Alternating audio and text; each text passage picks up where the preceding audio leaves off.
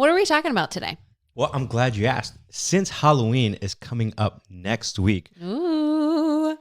I'm trying to think of spooky sounds, but Nick could put that in there. We're going to talk about fear, right? Ooh. Or maybe costumes or masks. I don't know exactly what we're going to talk about. It's going to be a thriller. Ooh, get ready. Oh, that was so cheesy. All right. But today, what we're actually going to talk about is like, why are people afraid to make goals? Yeah. Right? Because sometimes people want to do certain things. They can see themselves accomplishing something, but in reality, they are afraid to take action. And what we're going to talk about today is why that is the case. Ooh. And hopefully we can help them out. There's a lot of fears, and we're going to cover a few today.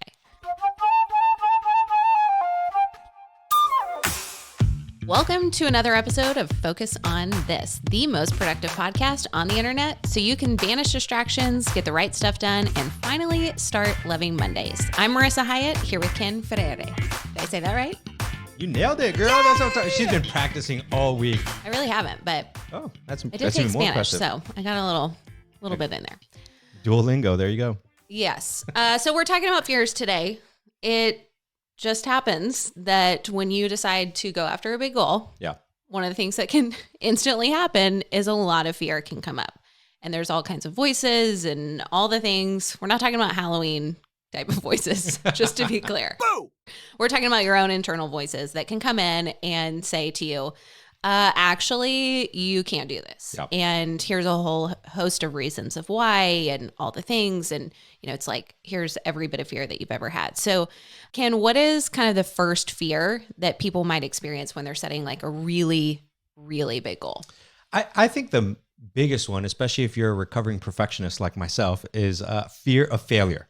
Right? Yeah. Like we hate failing. And because we don't want to experience that failure, it's easier to sometimes say, no, I don't want to go through that. I'd rather just stay with status quo. Yeah. This is kind of like the obvious one, like we all think about like, oh, obviously fear of failure. Everybody's got it at some time or another. When, in your life, when you've been going after a big goal, like when has this shown up for you and you're just like, ugh, here it is again. Yeah. I remember actually I'm going to tell you a story. When I was 19, there was this kind of like a Spartan race that I was supposed to do with a group of people. And I was just really afraid of not doing it because I was like, I don't think I'm going to succeed. And it was like a Spartan death race, like a 5-day intense thing where you're just going nonstop, right? See how long you can go.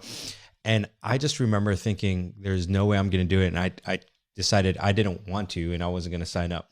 Well, finally, a couple friends convinced me to sign up, and I did it, right? I didn't go all 5 days, right? It made it like 24 hours, but I just remember, and I was kicking myself so much for failing and not going all 5 days. Oh, so you did feel like failure happened. I did feel like failure happened, and I knew it. And like I remember sitting there thinking, you see, this is why I shouldn't have done this, because now I failed. I showed all my friends I'm a failure. I didn't succeed in this.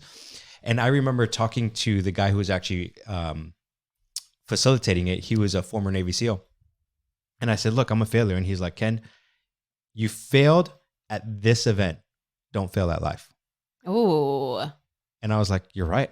And he's like, just use it as a lesson and keep moving forward. And I that was when I was 19. I still remember that moment. It was like, okay, I did fail. Like it happened, but I'm not a failure. Don't let this happen in life. Keep pressing forward. That's a good distinction of like, don't self-identify with the failure. Like, let it be what it is. And the truth is, if you learn anything from it, at least my own belief is like, that's not even failure. Failure is not even trying in my book. I needed to learn that progress is good, and that like I pushed myself into a challenge where I felt like whatever I do something, I have to succeed at it and I have to crush it. Yeah. And learning that like there are certain things that I'm just like, I'm not, and it's okay. And like just moving forward, but learning from those lessons. I think also specifically for that event, I would have also told myself like, hey, just go 5 more minutes. I could push myself. One of the things that was very revealing to me is where was my stress threshold on like what I could handle at the time. Yeah. And I think if I did it today, I'd probably be able to do it a little bit longer. Yeah. I mean, I think that like this whole idea of mental toughness, which I don't know, I've done several different kind of similar experiences, like hardcore physical, like you're pushing yourself. And I think that is like the name of the game, is you've got to just kind of kick yourself in the rear, like in your own mind of like, suck it up. Like you can do this. Yeah. You've got like failure is if you quit. Yeah. Failure is not when you continue to go. So you've got to have kind of that tough love with yourself. Yeah. And that will be super helpful as we think about the second one, right? Because if fear of failure is typically one of the main reasons why people are afraid to reach their goals. But there is a second one that we can talk about, which is? Yeah, fear of change. And this one is so good. This is kind of a little bit more unexpected. But I do think that this is a major factor for when you're trying to achieve a goal, and especially if it's a really big goal. We talk in our Smarter framework about one of the R's stands for risky, that your goals need to be risky. And this is a really overlooked, I think, aspect of goal setting, is that you think like, well, I want it to be doable or attainable or whatever. You want it to be within reach. And what we say is it actually needs to be a little bit outside of your comfort zone in order to motivate you. If it's all within your comfort zone, like you're not going to be that motivated. You're not going to stick with it. It's the stuff that challenges you, that pushes you forward, that gets you out of bed every morning. And the fear of change can totally like squash that. Because if you're going, okay, this is a big risky goal and there's a big potential for change, I don't know if I want the change. Like I'm kind of comfortable now. Again, it's this pain pleasure kind of thing. The pain of change is too big. And so you just say, well, I'll just stay in my comfort zone. For me, this really showed up. This was several years ago. I don't know, actually, if you know this, you might. I don't know if I've talked to you about this before. So I ended up spending 3 months in Italy. This was like 5 years ago. Nice. And this was something I always wanted to do. I always felt strongly like I felt this pull to Italy. I wanted to go. I had been before, but like for a week or something. And I wanted to go back. And I was kind of at a point in my life where I didn't really know what I wanted to do. I had been working in a network marketing company. I was really successful in that company. Was kind of in this weird place of like, I'm not really having to work a lot, but I don't really know what to do. And I felt pretty lost. And I started having this pull towards Italy of like, maybe I should go. And the biggest thing that was preventing me from going was this fear of change. Like, what if I go and it totally changes my whole life? And I knew this was really critical. There's a couple things in my life that this has happened with, where it's like something shows up as an opportunity or a decision that I have to make. And I know this is going to be like a game changer. And this was one of those moments, but I was terrified of like, is this going to end friendships? Is this going to end relationships? Am I going to ever want to come back? Like, I don't know. Yeah. And I actually bought a one-way ticket. So Dude, that was a big deal. Yeah. And I remember I actually had a conversation with my mom and was really struggling. This is right before I bought the tickets, and I was terrified. And I was like, I don't know if I can do this. I don't know if I'm cut out for this. I'm going by myself to a foreign country where I don't speak the language. I was like, I don't know, 26 or 7 at the time. I was like, how can I do this by myself? Like, this is stupid. This is irresponsible. And my mom looked at me, and my mom, like, she knows better than anybody else how to give me good, tough love.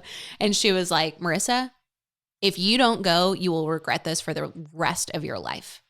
So whatever fear, whatever you're afraid of, like, you need to be more afraid of regretting this for the rest of your life. And I went home and booked my plane tickets that night. Went, and it was a game changer and totally changed my life in the best way possible. And I feel like I really came into my own and grew so much during that trip. But if it wasn't for my mom telling me, like, sometimes it's like you have to look at the fear, like, is this fear going to be the biggest fear, or is the fear of not doing, like the fear of what's at stake, going to be bigger than that fear? Yeah. Sometimes fear has motivated me to action quite a bit, depending on the right fear. Yeah. So but that might be a different podcast episode. Yeah. Hey. Maybe.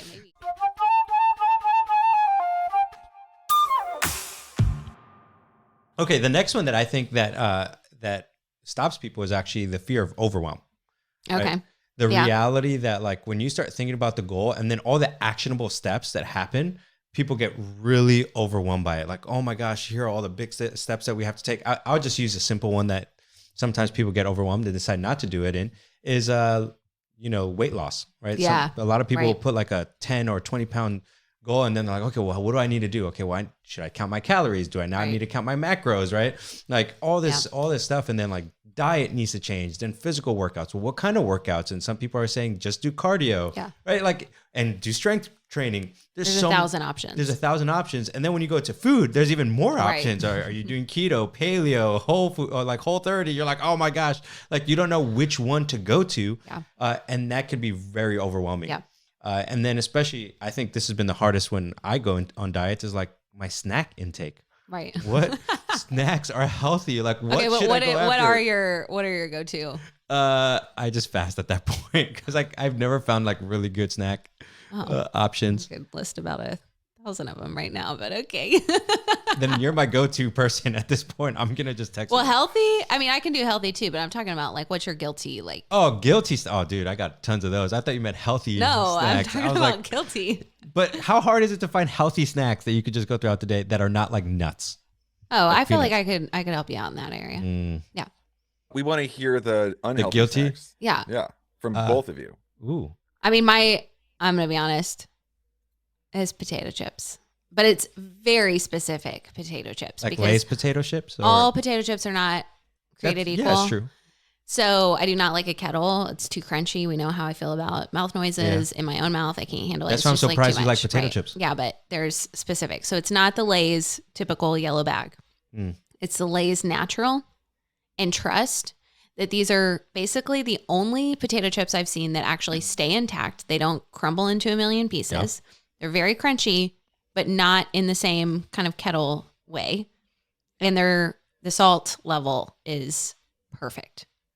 But I am telling you, try to not eat that whole bag in basically 1 or 2 sittings because it's very challenging. I mean, that and then the dark chocolate peanut butter cups from Trader Joe's. Oh, those are great. Ooh, those are so good. We've eaten a lot of those in my house. A little salty, a little sweet. So, my guilty pleasure would be Oreos, like double stuffed Oreos. Double stuffed. Yes. Oh wow, going for the big ones. The worst thing I've ever done is I looked at the nutrition. No! Stop for Oreos. Don't. Just like some things are better left undone. I have never looked. I'm not gonna look. I'm not gonna tell you.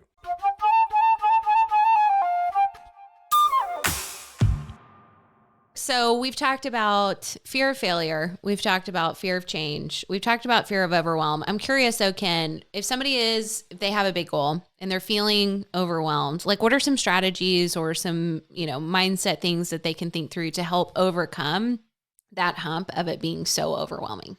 Yeah. So I like to think about stop focusing on all the little details and like what are the big 3, right? Right. We use that here at Full Focus, but like what are the big major tasks that need to get done to make it happen? So let's go back to weight loss, for example. I'll be like, hey, listen, like, yes, you could get a whole new diet plan, but that's going to be too much work. Right. Like you may not know that. Like, what are some big major things that you can do that will drastically move the lever? So for example, if you're not working out, like go start working out. Yeah. Right. Yeah. The other thing may be like, hey, just start eating a salad. Like just do one big thing, or you could call it one small thing, depending on how you look at it. It can change what you're doing versus trying to figure out a whole diet plan. Yeah. Because I think that's where it gets really overwhelming.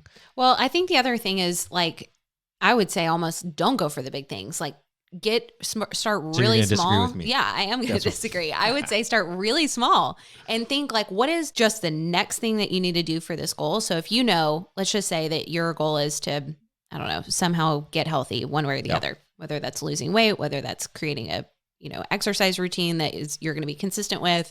It could look like 1,000 things, running a marathon, or I would say write down what are the smallest next steps that you can take right now. So maybe that is reaching out to a friend as an accountability partner, or maybe that is literally going to Google and searching like best workouts for at home or whatever it is. Yeah. Like start really small and get a couple wins under your belt.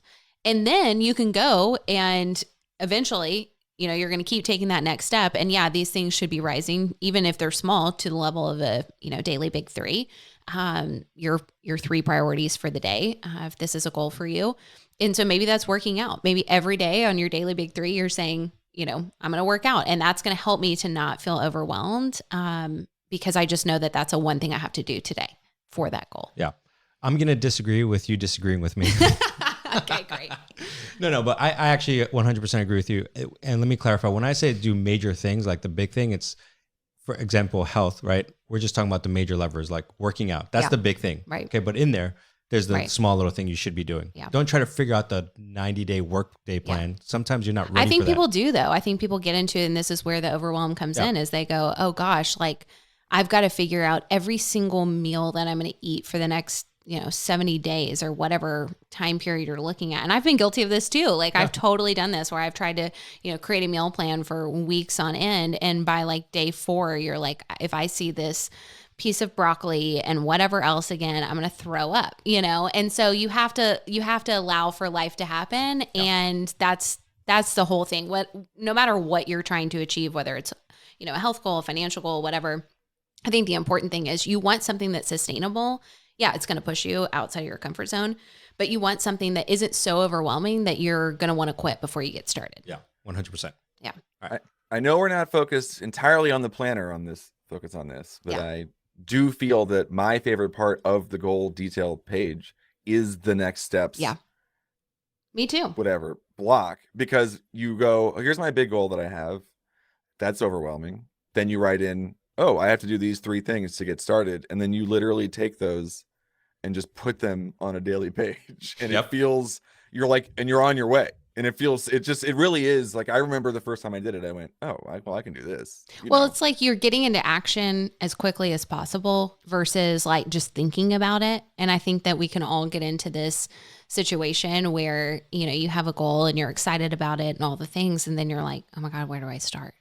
And I think that if you can just get into action, like what are just some really small, like I'm going to schedule time to do that thing. Like that could be your next step. It's not even necessarily doing the thing. It's just getting it on your calendar or telling somebody else, hey, I'm going to do this thing. And after I do it, I'm going to text you, like whatever it is, it can be as small or as big as you need, depending on the goal. But I think the point is get into action. And to me, that feels like the cure for overwhelm. Yeah. I love it. Yeah.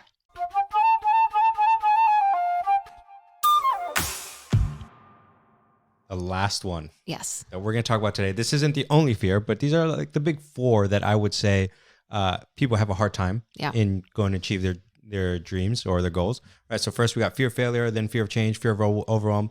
The last one is fear of rejection. Oh, yeah. Nobody wants that. I know. This one's getting real personal. Like, we've all been there. I mean, so how does this relate to goals? Because we know, obviously, like we all have a story. Yeah, I'm sure got a story of being rejected or just being heartbroken or whatever else. But like, how does this relate to somebody trying to go after a goal? Yeah, I mean, there's different ways, right? So if you have a goal of like saying, hey, maybe you want to get into a relationship, or you have a goal of like starting your own business. Yeah. Sometimes people don't want to start their own business for the simple fact of how much they're going to hear no. Yeah. Right? Like people are not going to buy their thing. Yeah. They're going to feel like, oh my gosh, if my friends reject me from this, or if people don't like my product, they hate hearing no. Yeah. Right. And that crushes them. Yeah. So the reality of that, like, and that's just that goal, right? Business. But if you're in a relationship, we're trying to start a community. I can tell you, we moved to Nashville a year ago, right? We have to put ourselves out there to continue to build friendships. And sometimes it's hard, right? Yeah. Sometimes you're just like, oh man, if I want to pursue those people and they don't pursue me back, I'm going to be rejected. Yeah. Right.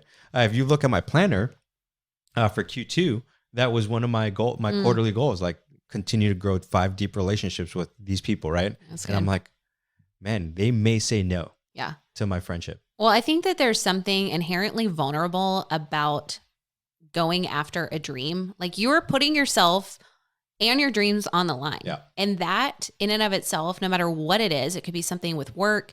It could be something with, like you're saying, relationships. It could be financial.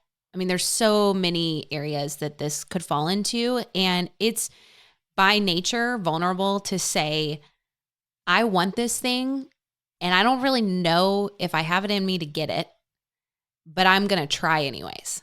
Like that is vulnerable as all get out. I mean, to me, like there's nothing more vulnerable than taking a stand for you and for what you want and what your future, that it can be. Yeah. And so, when you're setting your goal, it's like, okay, well, how many ways can this go wrong? Like there's a ton. And I'm sure that a lot of those are going to be about rejection. Yeah. And I actually come back to fear of rejection. one of the ways that I have combated fear of rejection is through fear of regret. Yeah. So I remember I have a rejection story. We're not going to go through that of a relationship. But then afterwards, when I was getting ready to propose to my now wife, I remember battling, like, should I propose? Should I not? I wasn't sure. I cannot I was like, even imagine like going through this. I have a lot of compassion for men for this. I just was like, man, what if there's someone else? What if this doesn't work out? What if it doesn't, like, all the 50,000 scenarios. And I just remember a good friend of mine at the time, and he still is. We were sitting in his car and he's like, will you regret never being with her? We're like, what happens if you lose her? And I just started crying, and I was like, I cannot lose this woman. Yeah. And like that solidified in my heart, like I have to marry her. Yeah. And like I created a whole plan, and the rest is history, of course. But and we'll tell you the proposal story on the next episode. leave that for the Valentine's theme. Dum, dum, dum. I feel like it's worth saying that this rejection idea, and to your point, Marissa, I did a whole podcast on shame a few years ago. And as what comes up through this idea is like, what are these evolutionary feelings and emotions we have? And the idea of rejection being painful is by design.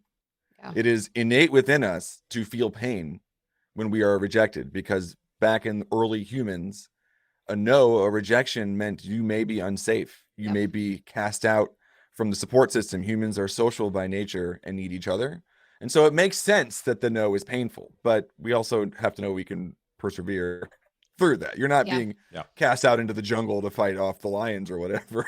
Like, totally. We can move beyond that. And I think that, it really does go back to that, like, pain, pleasure kind of, I don't know what you call it. Dichotomy. Is that the word I'm looking for? Yes. That's a good one. Yeah. Felt right, All words are subjective. It's fine. I feel like, though, if we're talking about all these different fears, and I think that, to me, what I want people to know is, because there is a fear that's coming up for you, doesn't mean that you have to do anything with it. Like, one of the best things that you can keep in your tool belt for fear is just mindfulness. So when that fear comes up, you have that fear of failure, or, you're feeling scared that somebody's going to reject you, and you're about to make that phone call and ask for that thing, or, whatever, and you're afraid that somebody's going to reject you. Just stop for a minute and notice that fear and go, oh, okay. Hi, fear. I see you. I'm aware. I'm understanding why you're coming here, or what you're, whatever you need to tell me. Thank you. And I'm going to go back to what I was doing. Like, there doesn't have to be some big thing where you go, oh my gosh, no, I have to do something. This means I can't do this, or I've got to change my course, or I can't do da. It's like, just get comfortable and say hi to the fear and let the fear be there. Like, you can have the fear there and simultaneously still move towards your goal. And I think that a lot of people think that in order to achieve something great, or do something really big, or get out of their comfort zone, that they're supposed to, like, not be fear. Yeah.